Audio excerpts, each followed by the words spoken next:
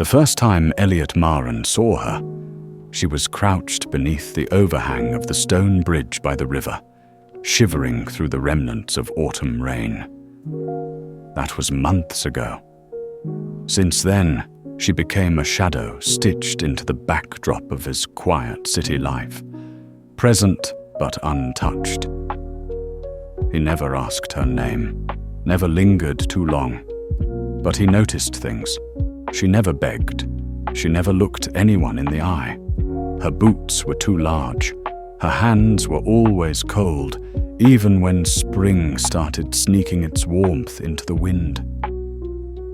Once, he saw her picking up a crumpled music sheet someone had tossed into a puddle near the arts center.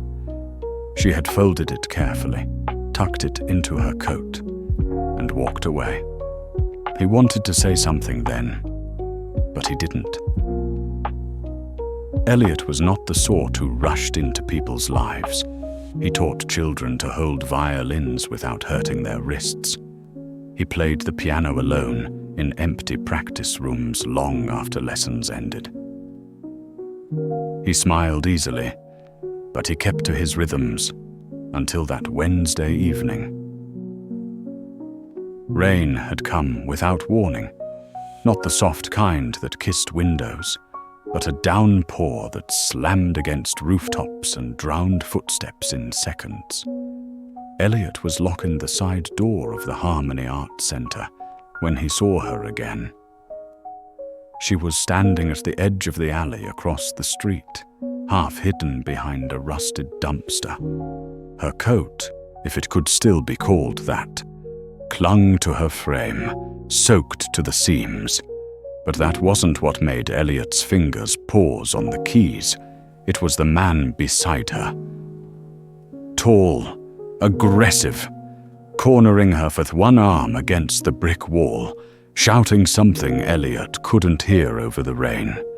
She was trying to slide sideways, shoulders tense, jaw locked, but there was nowhere to go.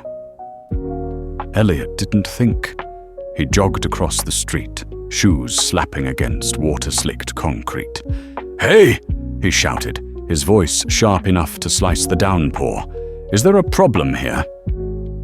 The man turned, mid-30s, wet cigarette dangling from his lips, eyes bloodshot and mean. "Mind your own.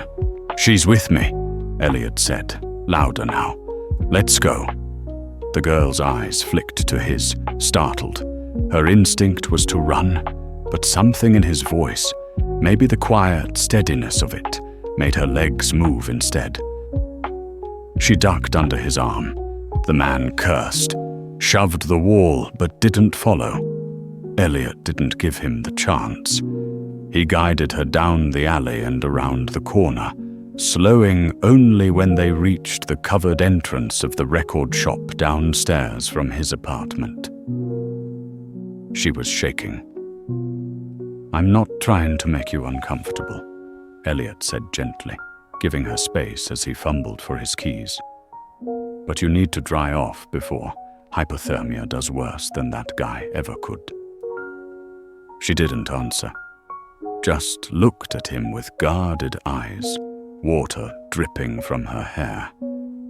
He held the door open. "You can leave whenever you want." A beat. Then, wordless, she stepped inside.